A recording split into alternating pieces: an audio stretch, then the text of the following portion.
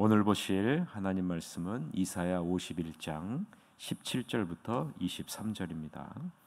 이사야 51장 17절부터 23절입니다.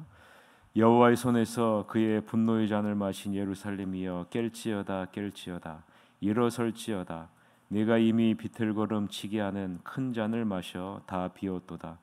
내가 낳은 모든 아들 중에 너를 인도할 자가 없고 내가 양육한 모든 아들 중에 그 손으로 너를 이끌 자도 없도다. 이 두 가지 일이 내게 닥쳤으니 누가 너를 위하여 슬퍼하랴. 곧 황폐와 멸망이요 기근과 칼이라. 누가 너를 위로하랴.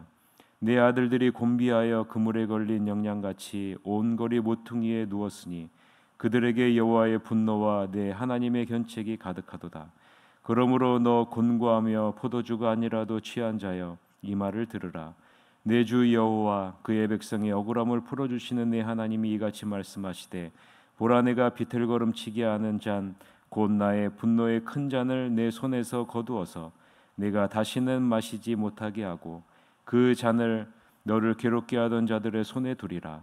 그들은 일찍이 내게 이르기를 엎드리라 우리가 넘어가리라 하던 자들이라. 너를 넘어가려는 그들에게 내가 내 허리를 땅과 같게 길거리와 같게 하였느니라 하시니라. 아멘. 오늘은 하나님께서 견책하실 때 깨어 일어서라 라는 제목으로 하나님 말씀을 보겠습니다. 오늘 본문은 하나님께서 이스라엘 백성들을 빠른 시일 내에 구원할 것을 약속하시며 이스라엘 백성들을 향해 각성할 것을 촉구하시는 그러한 말씀입니다. 하나님보다 눈에 보이는 이방 우상들을 더 섬겼던 이스라엘 백성들, 눈에 보이지 않는 하나님보다 눈에 보이는 강대국을 더 의지했던 이스라엘 백성들은 그 죄로 말미암아 하나님의 분노의 잔을 마시게 되었습니다. 이 분노의 잔을 마신 이스라엘 백성들은 바벨론 포로로 전락해 가진 모욕과 고난을 당하게 되죠. 이 분노의 잔은 바벨론 제국이 막강해서 마시게 된 것이 아닙니다. 이스라엘 자손이 힘이 없고 무기력해서 마시게 된 것도 아니죠. 하나님보다 이 세상의 것을 더 사랑한 죄로 말미암아 하나님의 손에 있는 진노의 잔을 이스라엘 백성들에게 부었기 때문입니다. 이것을 통해 우리가 무엇을 알 수 있을까요? 하나님은 이스라엘 백성들이 행한 모든 것을 늘 깨어서 보고 계셨다라는 사실을 우리가 알 수 있습니다. 이스라엘 백성들의 일거수일투족을 항상 지켜보고 계셨다라는 사실을 우리는 알 수 있는 거죠. 눈에 보이지 않는다는 것이 하나님이 지켜보고 있지 않다라는 것을 의미하지 않는다라는 거예요. 오늘날 우리가 살고 있는 세상도 마찬가지 아닙니까? 하나님이 눈에 보이지 않는다고 하나님이 모든 것을 지켜보고 있지 않다라고 생각하고 있는 것이 우리가 살고 있는 세상 아닐까요? 그래서 자기가 원하는 대로 자기 마음대로 살고 있는 세상이 우리가 살고 있는 세상 아닙니까? 하나님의 자녀가 이 세상 사람들과 틀린 것이 무엇입니까? 하나님이 모든 것을 지켜보고 계신다. 이 하나님을 의식하고 살아가는 것이 하나님의 자녀와 세상 사람들과의 차이점 아닐까요? 하나님은 이스라엘 백성들이 은밀하게 지은 모든 죄를 다 지켜보고 계셨습니다. 그것을 지켜보시면서 하나님은 참고 또 참으셨어요. 지금 이 세상을 바라보는 것도 마찬가지죠. 하나님은 참고 또 참고 계십니다. 그 인내의 한계를 넘어 이스라엘 백성들이 범죄하자, 그 인내의 한계점을 넘어 이스라엘 백성들이 범죄하자 하나님은 분노의 잔을 들어 하나님이 늘 깨어 보고 계신다라는 사실을 나타내시지 않았습니까? 하나님이 분명히 살아 역사하고 계심에도 불구하고 하나님이 없는 존재와 같이 여기는 이스라엘 백성들을 하나님은 도저히 더 이상 볼 수 없었기 때문 아닐까요? 우리는 역사가 주는 교훈을 여러분 진중하게 받아야 합니다. 이것이 지혜이기 때문입니다. 노아의 시대, 소돔과 고모라 성에 있었던 그 시대에 하나님은 인계의 한계점을 넘어 범죄하는 사람들을 향해 물과 불로 심판하시지 않았습니다.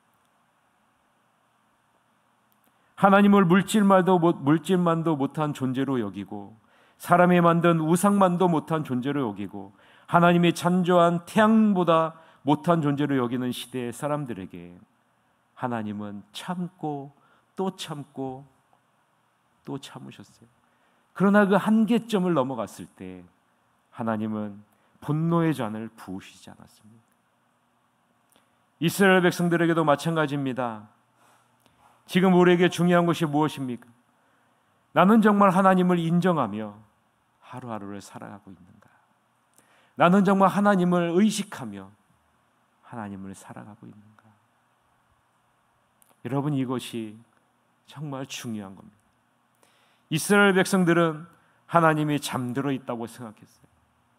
혹은 하나님이 멀리 출장을 간 것으로 생각했습니다. 그런데 정작 잠들어 있는 대상은 누구라고 오늘 본문 17에서 말하고 있습니까? 오늘 본문 17절을 보면 여호와의 손에서 그의 분노의 잔을 마신 예루살렘이여 깰지어다 깰지어다 일어설지어다 내가 이미 비틀거름치게 하는 큰 잔을 마셔 다 비웠도다라고 이야기를 해요. 하나님은 이들을 향해 깰지어다 깰지어다라고 명령합니다. 정작 잠들어 있는 것은 너희들이라 라고 하나님이 말씀하고 있는 거죠. 너희는 비록 바벨론 포로 중에 있다 할지라도 믿음을 지키고 하나님의 구원의 약속을 바라보라는 하나님의 간곡한 요청입니다. 여러분, 이 말을요 17절을요 쉽게 말하면 이런 말입니다. 정신 차려라. 얘들아 정신 차려라 라는 말이에요. 환난 중에 있을 때, 고난 중에 있을 때, 하나님의 진노 중에 있을 때, 분노의 잔을 마실 때 너희는 정신을 바짝 차려야 된다라는 말이에요. 왜요? 지금 있는 환난과 고난과 진노를 해결해 줄 수 있는 존재는 이 세상에 존재하지 않기 때문입니다. 우리를 위로해 줄 수 있는 존재는 이 세상에 없기 때문입니다. 이 내용이 18절에서부터 20절의 내용인데요. 같이 한번 읽어봅시다. 내가 낳은 모든 아들 중에 너를 인도할 자가 없고 내가 양육한 모든 아들 중에 그 손으로 너를 이끌 자도 없도다. 이 두 가지 일이 내게 닥쳤으니 누가 너를 위하여 슬퍼하랴. 곧 황폐와 멸망이요 기근과 칼이라. 누가 너를 위로하랴. 내 아들들이 곤비하여 그물에 걸린 영양같이 온 거리 모퉁이에 누웠으니 그들에게 여호와의 분노와 내 하나님의 견책이 가득하도다라고 이렇게 말하고 있는 거예요. 지금 이스라엘 백성들에게 있는 환난과 고난, 진노 가운데 있는 원인은 다른 데 있지 않다는 거죠. 하나님을 인정하지 않아 하나님이 이들의 죄악의 진노의 잔을 쏟아 부었기 때문이라라는 거예요. 너희가 좀 비참한 상태에 빠져 무기력한 상태에 놓여 있으면 안 된다라는 말이에요. 마치 술에 취한 사람같이 자기 몸을 추스르지 못하고 비틀거리며 거동조차 못하는 그런 모습으로 있으면 안 된다라는 거예요. 이 세상에 누구도 너를 위로해 줄 사람이 없고 이 세상에 어떤 것도 너희를 구원해 줄 수 있는 사람이 없기 때문에 그런 거죠. 그러므로 너희는 정신 차려야 된다는 거예요. 어렵고 힘들면 힘들수록, 고난의 상황에 있으면 있을수록 우리는 더욱더 바짝 정신을 차려야 된다는 말이에요. 그리고 무엇을 보라고 말합니까? 우리 자신의 모습을 똑바로 직시하라는 거예요. 너의 상황이 아무리 참담하고 비참하다 할지라도 그 환경만을 바라보지 말고 왜 그 환경이 너에게 되었는지를 바라보아라라는 거 지금 말씀하고 있는 겁니다. 하나님이 지금 무엇을 보라고 말씀합니까? 하나님의 말씀이 선포되고 있는 것을 보라는 거예요. 하나님의 말씀을 들으라고 지금 말을 하고 있는 거죠. 아무리 비참한 상황에 놓여 있어도, 아무리 참담한 상황에 놓여 있어도 하나님의 말씀을 듣게 되면 그곳에서부터 회복의 역사가 이루어지기 때문입니다. 하나님의 말씀에는 회복의 능력이 있기 때문이죠. 그래서 하나님은 이스라엘 백성들을 향해 뭐라고 얘기하는지 아세요? 들으라, 들으라 라고 이야기를 하는 거예요. 이런 하나님의 마음이요 21절에 담겨져 있는데요, 이런 하나님의 마음으로 21절을 같이 한번 읽어봅시다. 그러므로 너 곤고하며 포도주가 아니라도 취한 자여 이 말을 들으라 라고 이렇게 얘기합니다. 여러분, 하나님의 마음이 느껴지십니까? 이 말을 들으라. 하나님의 말씀을 들으면요, 눈에 보이는 환경이 아니라 새롭게 보이는 것이 눈에 들어오기 때문입니다. 그것은 하나님이 얼마나 이스라엘 백성들에게 애착과 관심이 있는지가 보이기 때문입니다. 하나님이 얼마나 우리에게 관심이 있고 우리를 얼마나 사랑하시는지를 깨닫게 되기 때문입니다. 무엇을 통해서요? 환경을 통해서가 아니라 하나님의 말씀을 통해서. 하나님의 말씀을 보면 내게 있는 이 환경이 왜 나에게 있는지를 깨닫게 되는 은혜가 임하기 때문입니다. 22절서부터 23절 같이 읽어봅시다. 내 주 여호와 그들의 백성의 억울함을 풀어주시는 내 하나님이 이같이 말씀하시되 보라, 내가 비틀거름치게 하는 잔 곧 나의 분노의 잔을 내 손에서 거두어서 내가 다시는 마시지 못하게 하고 그 잔을 너를 괴롭게 하던 자들의 손에 두리라. 그들은 일찍이 내게 이르기를 엎드리라, 우리가 넘어가리라 하던 자들이라. 너를 넘어가려는 그들에게 내가 내 허리를 땅과 같게 길거리와 같게 하였느니라 하시니라 라고 이야기를 하죠. 하나님의 말씀을 들으면 하나님의 백성을 심판하시는 그 밑바탕에 하나님의 사랑이 짙게 깔려 있음을 알게 된다라는 말 아니겠습니까? 하나님은 이스라엘 백성들의 주가 되신다고 선언합니다. 하나님이 이스라엘의 하나님이 되신다고 선포하십니다. 여러분, 이것은 무엇을 말합니까? 하나님이 우리를 얼마나 사랑하시는지를 하나님이 친히 말씀을 통해서 보여주는 것 아니겠습니까? 하나님이 예수 그리스도를 이 땅에 보내주셔서 우리에게 무엇을 보여주셨습니까? 우리에게 무엇을 확증해 보여주셨습니까? 하나님이 우리를 얼마나 사랑하는지, 그것을 예수 그리스도를 통해서 우리에게 보여주신 거예요. 하나님의 목적은 징계가 아니라, 심판이 아니라, 매질이 아니라 회복에 있다는 사실을 여러분 믿으시기를 바랍니다.